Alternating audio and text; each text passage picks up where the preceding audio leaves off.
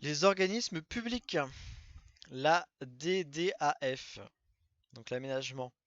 Les services du ministère de l'Agriculture et de l'Alimentation, de la Pêche et des Affaires rurales participent à la mise en œuvre des politiques prioritaires de l'État concernant l'environnement, l'aménagement et le développement du territoire.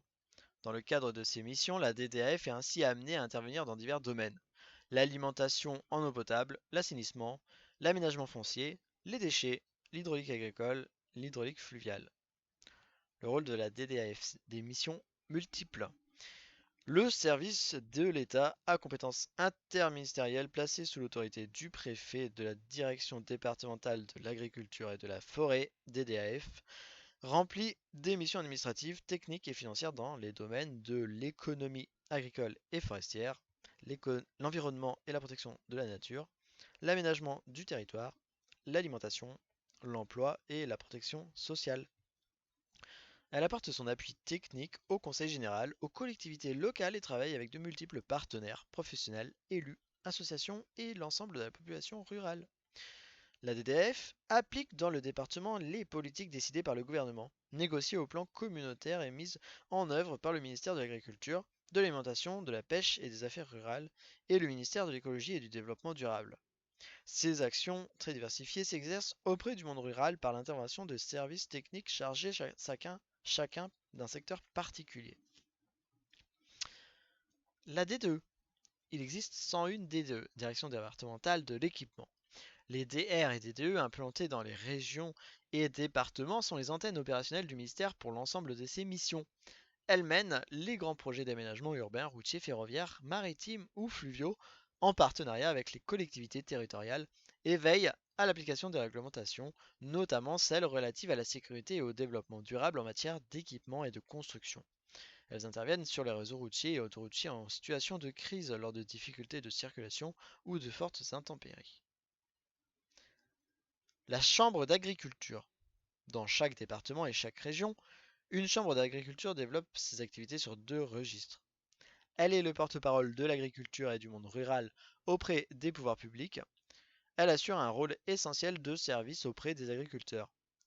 Fort de ses 116 établissements, le groupe Chambre d'agriculture est un réseau de 4200 élus au suffrage universel. Il emploie 7750 salariés. Son budget consolidé est de 3,5 milliards de francs. Le statut des chambres d'agriculture. Établissements publics professionnels, les chambres d'agriculture sont des organismes consulaires au même titre que les chambres de commerce et d'industrie et les chambres des métiers.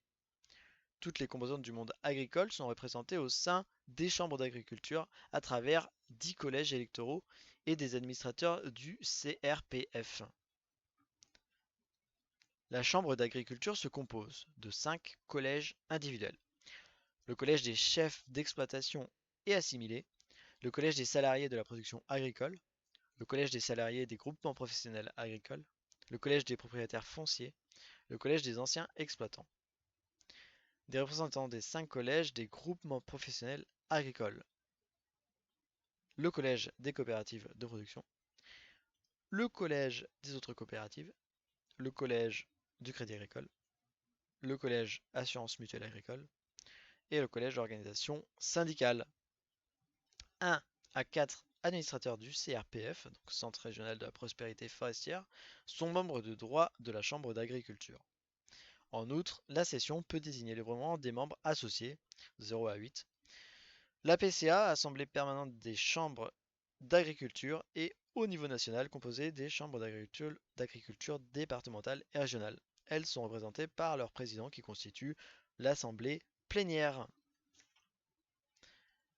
L'ONF, l'Office national des forêts. Donc ses missions, objectifs, patrimoine géré. Donc l'État a confié à l'Office 4 grandes missions d'intérêt général. La protection du territoire par la gestion des risques naturels et de la forêt par la création de réserves naturelles et biologiques. La production en conjuguant les exigences économiques, écologiques et sociales. L'accueil du public par les aménagements, l'information et la sensibilisation à l'environnement. L'activité de partenaire naturel au service de tous les responsables de milieux naturels au plan national et international. L'ONF gère directement pour le compte de l'État et les collectivités locales plus de 12 millions d'hectares de forêts et d'espaces naturels d'une grande diversité. 4,4 millions d'hectares de forêts tempérées en métropole, dont 1,75 million d'hectares de forêts domaniales et 2,7 millions d'hectares de forêts de collectivités locales, ainsi que 7,6 millions d'hectares de forêts tropicales dans les DOM, donc Guadeloupe 40 000 hectares, La Réunion 99 000 hectares, Martinique 15 000 hectares, Guyane 7 500 000 hectares. L'ONF gère ainsi une grande diversité d'écosystèmes forestiers métropolitains ou d'outre-mer. Forêts de plaine, mangroves, forêts méditerranéennes, forêts denses, forêts de montagne. Mais il veille également sur des habitats naturels associés à la forêt tels que les tourbières, les pelouses alpines et les dunes.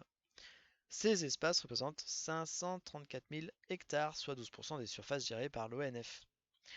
L'ensemble de ces espaces abrite une grande diversité biologique. L'ONF mène des programmes d'études pour favoriser le maintien de cette biodiversité. L'ONC, l'Office national de la chasse, son statut, c'est un établissement public national à caractère administratif sous tutelle du ministère de l'Aménagement du territoire et de l'Environnement. L'ONCFS est implanté dans tous les départements métropolitains et d'outre-mer. Il contribue à la définition et à la mise en œuvre et au contrôle des mesures de gestion, en particulier par la chasse, destinées à préserver la faune sauvage et ses habitats et compatibles avec les autres activités humaines.